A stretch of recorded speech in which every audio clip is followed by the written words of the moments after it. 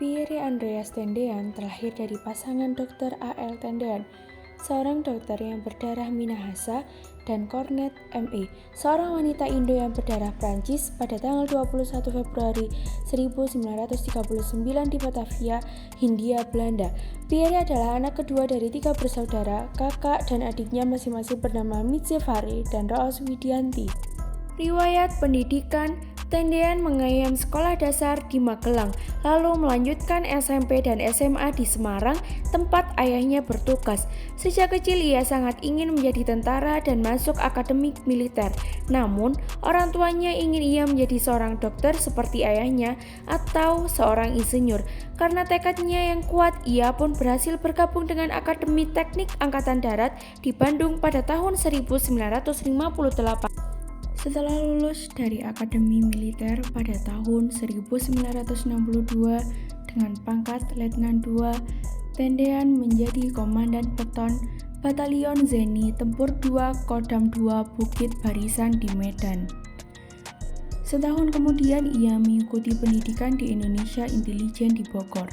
Setamat di sana, ia ditugaskan di Dinas Pusat Intelijen Angkatan Darat untuk menjadi mata-mata ke Malaysia, sehubungan dengan konfrontasi antara Indonesia dengan Malaysia. Ia bertugas memimpin sekelompok relawan di beberapa daerah untuk menyusup ke Malaysia. Pada tanggal 15 April 1965, Tendean dipromosikan menjadi Letnan I dan ditugaskan sebagai Ajudan Jenderal Abdul Haris Nasution. Tendean bersama ke-6 perwira lainnya dimakamkan di Taman Makam Pahlawan Kalibata, Jakarta. Untuk menghargai jasa-jasanya, Tendean dianugerahi gelar Pahlawan Revolusi Indonesia pada tanggal 5 Oktober 1965 berdasarkan surat keputusan Presiden RI No.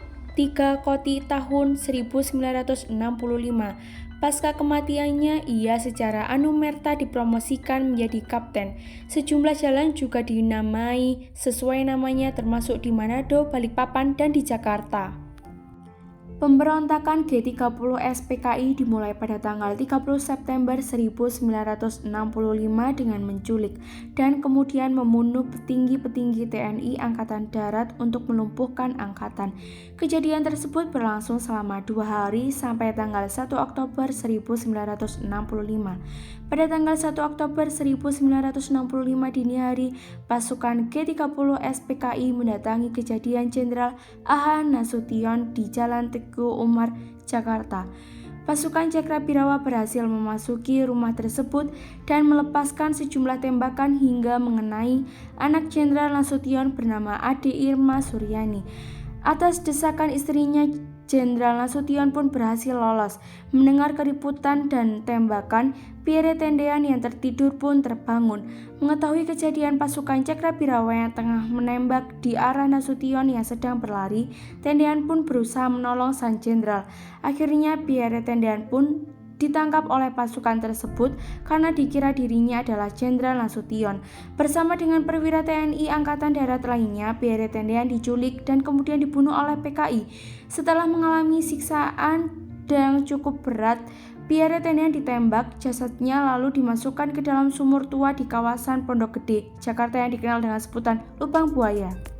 Watak unggul yang dimiliki oleh Pierre Tendean adalah rendah hati, suka bergaul, suka menolong, dan bertanggung jawab.